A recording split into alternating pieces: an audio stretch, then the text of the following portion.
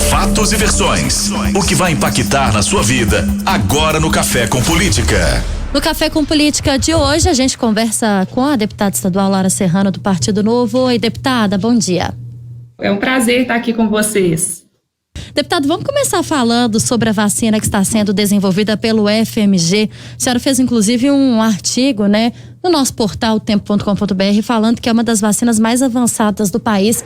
Queria que a senhora falasse exatamente sobre essa vacina. Claro, Thalita, bom dia aos ouvintes. É uma satisfação muito grande poder trazer mais informações sobre essa vacina, a vacina mineira que está sendo desenvolvida pela UFMG e que hoje é uma das pesquisas mais avançadas que a gente tem no país, é uma das 3 pesquisas mais avançadas, junto com uma vacina que vem sendo desenvolvida no Rio de Janeiro e outra em São Paulo.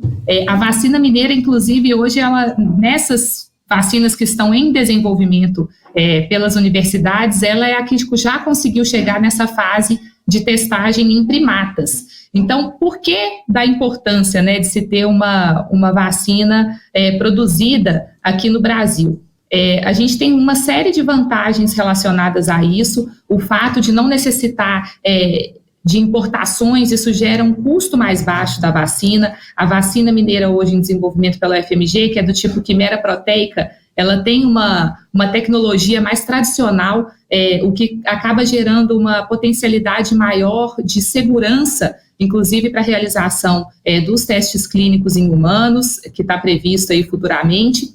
E também ela acaba gerando uma possibilidade de custo mais baixo, ou seja, com o mesmo investimento, com uma vacina que custa menos por dose, vai ser possível vacinar uma maior parcela da população. Um outro ponto estratégico que eu acho importante a gente mencionar, que muitas pessoas questionam, mas por que investir em uma vacina mineira em desenvolvimento quando a gente já tem outras vacinas no mercado internacionais sendo produzidas? Hoje os infectologistas e os cientistas, eles já avaliam que haverá uma grande probabilidade de a gente ter reforços anuais da vacina contra a Covid-19, a exemplo do que acontece hoje com a gripe, principalmente por causa das novas variantes. Então, ter uma produção nacional, e aí nesse caso uma produção mineira, é importante para esse cenário aí de maior probabilidade de reforços, necessidade de reforços anuais da vacinação. Nós estamos conversando com a deputada estadual Laura Serrano, do Partido Novo. Deputada, uma outra questão que também é muito defendida pela senhora é em relação à educação, que a senhora considera aí que deveria ser categorizada como serviço social. Como estão essas negociações na Assembleia e por que a senhora defende que as crianças devem retomar aí as aulas? Bom, primeiro agradeço a pergunta, porque é uma oportunidade da gente trazer mais esclarecimentos e informações sobre esse tema que é tão importante. Eu defendo, sim, a educação como atividade essencial, é importantíssimo, e aí não sou só eu que estou dizendo que a educação é essencial, a nossa Constituição coloca a educação básica como um direito constitucional das nossas crianças, é extremamente prioritário pela nossa Constituição preservar esses direitos das crianças e, infelizmente, hoje a gente vive um cenário onde nós temos em Belo Horizonte, por exemplo, as escolas fechadas por mais de um ano. Os prejuízos causados pelas escolas fechadas por mais tempo do que o necessário são incalculáveis. E a gente já tem estudos científicos e várias evidências que não só aqui do Brasil, a gente tem estudos da Fundação Getúlio Vargas que mostram que mais de 4 milhões de estudantes brasileiros deixaram as escolas nesse período, a evasão escolar aumentou demais. Então, a falta de vínculo aluno-escola acaba gerando esses prejuízos. Eu quero aproveitar aqui até para parabenizar o jornal O Tempo e a série que vocês estão produzindo, inclusive os jornalistas que estão produzindo essa série, O Abismo na Educação, que mostra uma série de impactos, esclarecendo para a população que escolas fechadas mais tempo do que o necessário causa prejuízos incalculáveis. E aí, para todas as classes sociais, a gente tem impactos na saúde mental das crianças, aumento do suicídio, obesidade, mas quando a gente olha também para as famílias de mais baixa renda, os impactos também são terríveis. A gente tem insuficiência nutricional, aumento de casos de abuso, aumento de casos de crianças que às vezes acabam, pela necessidade dos pais irem trabalhar, acabam ficando em locais clandestinos, né, sendo que na escola esse cuidado seria feito de uma forma muito mais correta. E outro ponto importante, aqui a gente está falando de todos os impactos negativos dessas escolas fechadas por mais tempo do que o necessário, e não estamos ainda nem mencionando aquele ponto fundamental, que é justamente o desenvolvimento cognitivo das nossas crianças. O cérebro infantil, ele tem as janelas de oportunidade de desenvolvimento, e perder um ano de aprendizagem não é muito difícil ser retomado em uma outra época, por causa da própria formação cognitiva, neurológica infantil. Isso também os estudos já comprovam. Hoje, a ciência já mostra, nós temos muito mais informações, e a ciência já mostra que aquilo que a gente achava no início da pandemia, que as crianças são os grandes transmissores, não é verdade. As crianças, os jovens, eles têm menos, e principalmente, né, as crianças em idade menor, elas têm menos receptores que fazem essa possibilidade de desenvolvimento da doença no organismo. Então, se elas são assintomáticas, ou na maioria dos casos, é porque realmente a carga viral é muito menor e a transmissibilidade é muito menor. Isso hoje já é comprovado, né? As crianças não são as grandes vilãs nessa história, na verdade, são as maiores vítimas de todo esse impacto que a gente tem da pandemia. Depois, é claro, da perda de vidas, que é um impacto aí inestimável, não só para as famílias, mas para todos nós, porque a gente vê que nós estamos passando por um momento extremamente crítico. Nós estamos conversando com a deputada Laura Serrano, do Partido Novo, deputada estadual, ela fazendo aí um grande apanhado e explicando, né, sobre os impactos da pandemia de coronavírus sobre a educação, que para ela aí vão ter prejuízos incalculáveis. Thalita. Deputada, acredito que a senhora já tenha retomado contato com a gente, está nos ouvindo? Sim, estou ouvindo. Ótimo. Me desculpem, acho que eu estou com uma instabilidade aqui na internet. Não se preocupe, a gente está numa época de pandemia, é bom a gente reforçar isso para os nossos ouvintes, a gente sempre fala isso, deputado, que a gente precisa contar com a internet para que a gente possa preservar vidas, não é mesmo? Por isso a gente faz essas entrevistas agora, né, durante a pandemia, através de videoconferência. Mas, deputada, a senhora falava sobre a questão da volta às aulas e sobre a importância, né, de se entender que as crianças, na verdade, não são as vilãs nesse caso da pandemia. Eu queria perguntar para a senhora se agora, até com esse retrocesso no plano Minas Consciente de mais de 70% aí das cidades mineiras, anunciada pelo governo do estado ontem, se a senhora acredita que essa volta às aulas, ela começa a ser mais discutida, uma vez que o comércio não é essencial, ele pode voltar a funcionar em grande parte dos municípios mineiros, e uma vez também que, como a senhora disse, há avanços nos estudos, inclusive de uma vacina mineira, inclusive da questão das crianças não serem as portadoras aí da maior parte do vírus. A senhora acredita que essa volta, ela pode ser discutida, ela pode ser retomada ainda no primeiro semestre de 2021? Thalita, eu sou uma defensora e entusiasta da necessidade de nós termos a volta às aulas presenciais.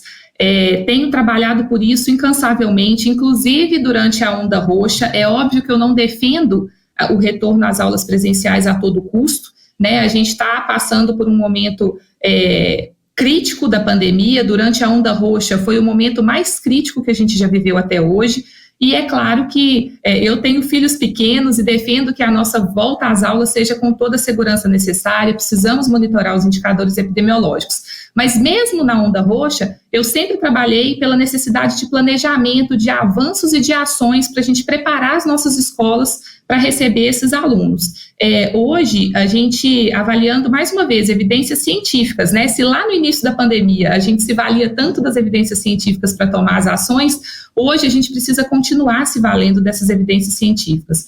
O CDC, que é o Center of Disease Control and Prevention, que é inclusive um dos pontos fundamentais de pesquisa científica utilizada no mundo estudo para esses protocolos de saúde e que a Fiocruz reconhece como uma autoridade para definição desses protocolos, ele já definiu num estudo recente, agora de março de 2021, ou seja, com base nas informações científicas mais recentes que nós temos, que é possível reabrir as escolas em qualquer onda, né, em qualquer estado de gravidade. O que muda são a necessidade dos protocolos que a gente tem que seguir. Então, estando na onda vermelha, eu defendo que é importante sim que a gente tenha o retorno às aulas. É claro que os protocolos serão muito mais rígidos, a necessidade de distanciamento muito maior, mas as evidências científicas hoje, o CDC, o CDC, já demonstra que é possível sim e que é fundamental que a gente tenha as nossas escolas sendo as primeiras a abrir e as últimas a fechar, né? Já que nós temos aí várias atividades retornando, eu vejo isso com muita alegria, porque mostra que a gente está avançando no sentido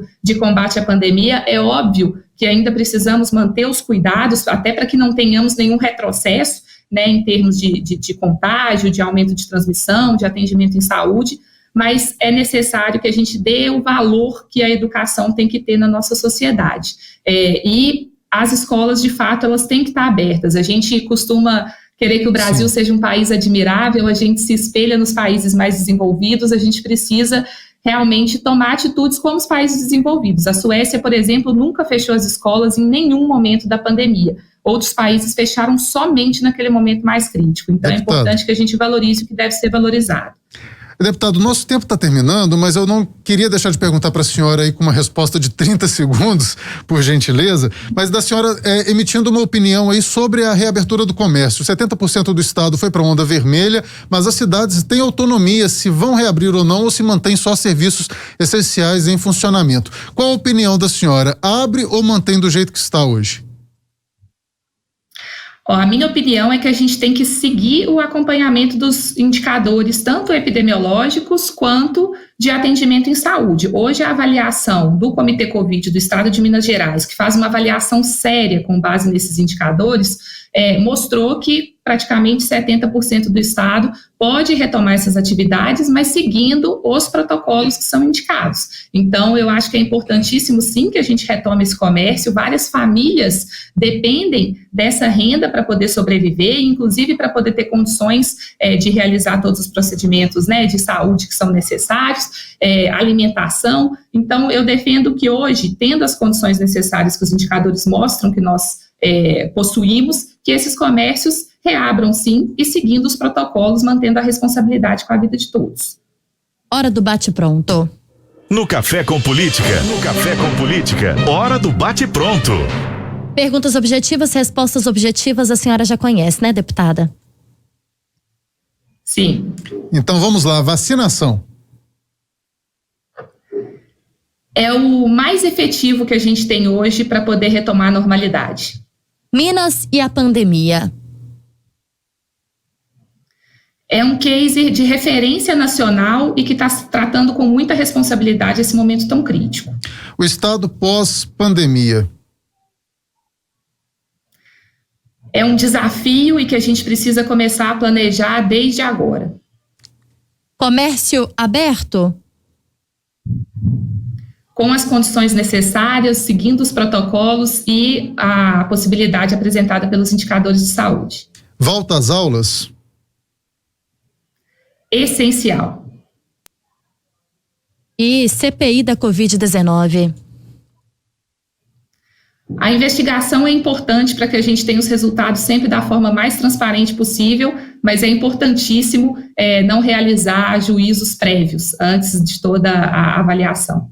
Deputada estadual Laura Serrano, do Partido Novo. Deputada, mais uma vez, muito obrigado pela sua participação aqui na Rádio Super.